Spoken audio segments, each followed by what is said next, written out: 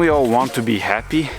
Because if not for the happiness, what's the point of life? Recently I've been watching these like videos on YouTube about dopamine detox. I'm not gonna talk about them too much, so you can like search them up and see what they're about. But basically the idea is, instead of doing like unproductive stuff like, you know, watching Instagram, watching YouTube videos, playing games, you do stuff that's creating less dopamine. So when you like watch Instagram videos, you play games and all that, you get like dopamine, but you're not improving, you're not doing something productive, you're not working on yourself, you're not doing something that, you know, that will change you basically. The problem is, the reason why you can't focus is because you have like high dopamine from like Instagram videos, YouTube videos, games and all this stuff, and then you don't find like studying, working on yourself or something like that interesting, so it's kind of hard to focus. And this kind of connects to the story because like I've been reading this book that has been like chapters talking about happiness. It's very interesting, like the philosophical facts, maybe like psychological, whatever you want to call them, facts about like happiness.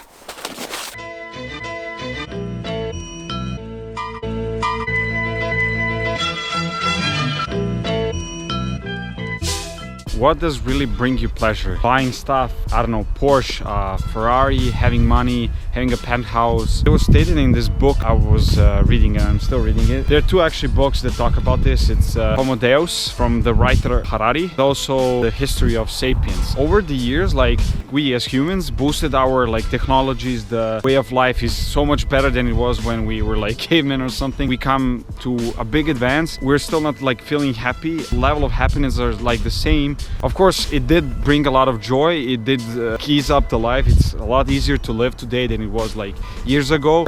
And then the question rises is like, what actually brings happiness? What is the source of happiness, you know? It says in the book that there are like two sources of happiness. So there's like a biological source of happiness, and then there's like the mental type of happiness. Biological is usually like, there's like chemicals and stuff in your brain that make you happy. There's like the second part, which is, you know, the psychological thinking. The actual conclusion about the happiness was that like it's mostly connected to the expectations.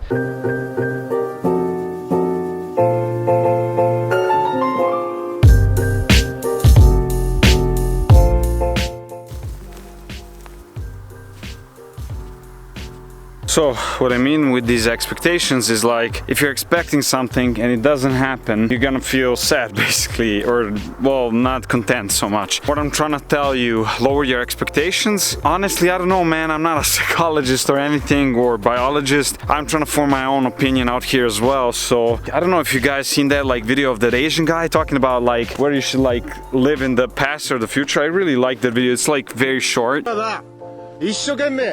一つのところに命をかける。そうだ。今ここを生きていけば、みんな生き生きするぞ。 The thing about expectations is more like living in the future. You cannot live in the future because like train your brain into learning how to think without, you know, expecting stuff. I like the philosophy of the Asian guy. I try to actually think of him when I start overthinking about like stuff, because like if you force yourself to live in the moment and you're trying to like fully experience what is going on right now, so you're eating food, don't watch your phone, like try to enjoy the actual taste of the food, like, you know, thinking about the now and trying to focus on the present moment and not living in the past or the future.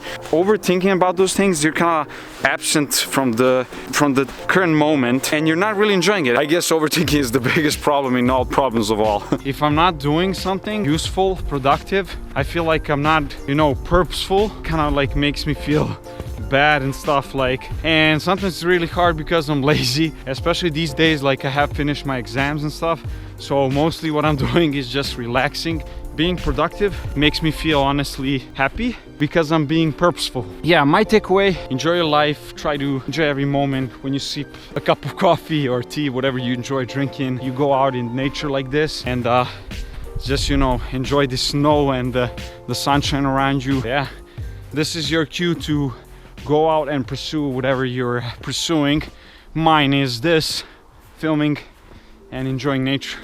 I'll see you in the next one as always. Bye.